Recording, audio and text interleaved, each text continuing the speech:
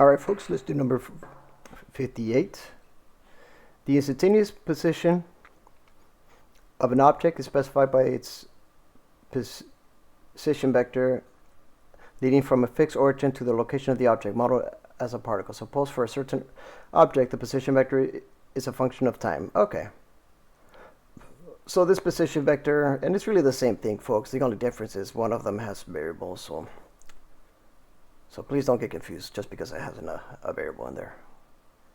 So this is going to be the equation that the vector that they give us. This is the position vector. Since we're writing I hat, j hats, we're thinking the best vectors. Usually if you were to plot it, you put it as points, or however you guys like to do this. Where r is in meters and t is in seconds. Oh, so then let's put the units. So this is going to be meters, this is going to be meters, and this is going to be meters per second. Evaluate the derivative or the velocity vector, which the velocity vector is going to be the change of the change of position vector over the time interval. And what does that represent about the object? That's well, we're just talking about the direction where the position is. So when you plot points, folks, and let me kind of arbitrarily explain this. I don't know if this helps, but if you are new at math, then I really apologize for most of my videos.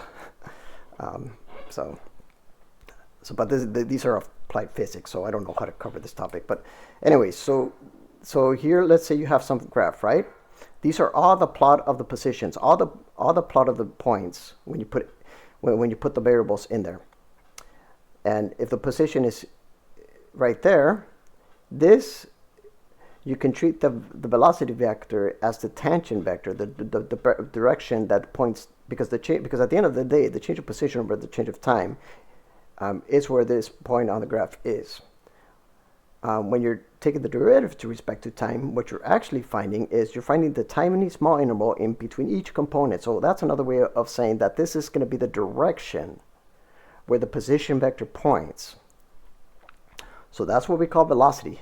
So that's what they want you to. In fact, I think in future problems, if they ask me to explain it, because I never like to explain in or type this in, but I'll happily, if they ask for that, I'm going to explain this in words. So that's my tradition.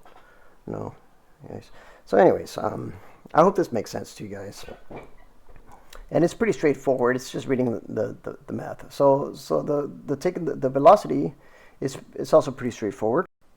So in order to take the velocity, you just take the derivative to respect to time. There's no change in either of these components, so that's going to be 0 change in the I hat direction plus 0 change in the j hat directions, minus 2 meters per second. Notice that the units work itself out, meters in the k hat direction.